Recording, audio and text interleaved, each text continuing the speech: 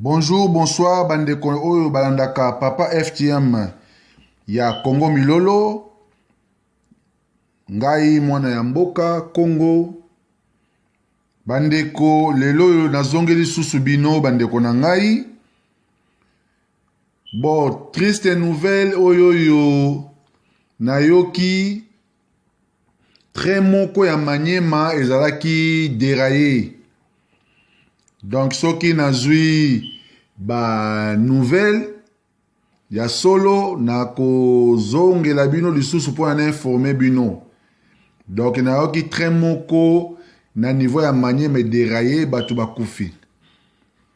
Bon, po na zongela makambo ba événement oyo ezali koleka mikolo oyo eza na Genève, boyebi ba opposant nyonso tout presque bakutanaki ba validé na ba invalidé bakutanaki na Genève pour na baluka candidature commune ya opposition congolaise pour na élection présidentielle oyo ekozala tope kozala te le 23 décembre 2018. Bon, d'après ba rumeur oyo touti koyoka, mutu azali favorable na candidature commune ya opposition congolaise ya ba validé ezali Félix Tshisekedi. Bon, boyebi makambo kaka ya modèle mboka na biso baza wana mutu na mutu paza lukaka position na ye ba bandi suko wela ba poste comme d'habitude. Mais ndenge toyoki soki Félix Tshisekedi azali élu président, Vital Kamerhe akozala premier ministre na ye, Martin Fayulu akozala ministre ya intérieur, Freddy Matungulu akozwa ministère ya finance,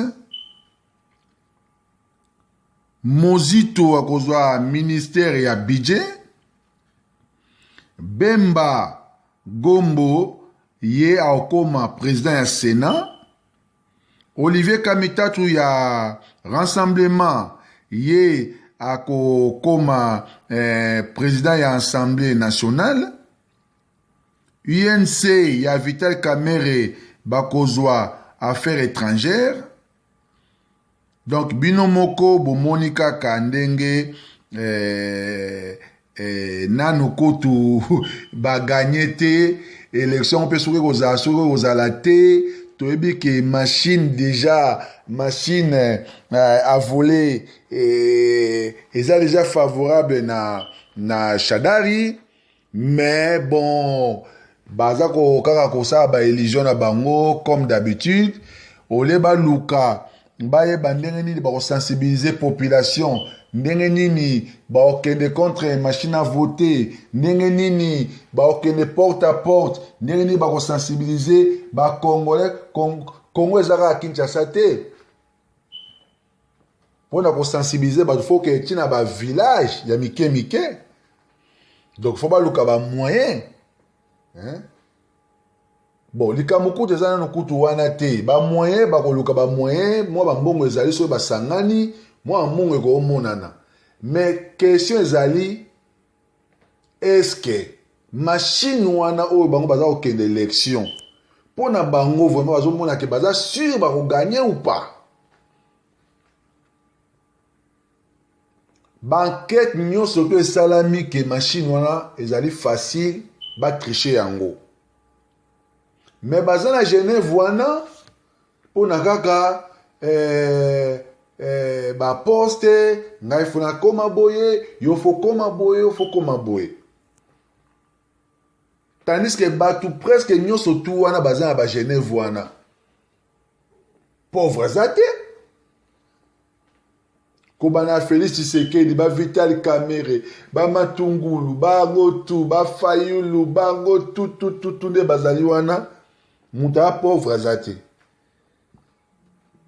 nanu kutu boke na ba élection te boza wana kaka pona koluka ba poste soki yo komi présent na okoma boye kaka boye kaka boye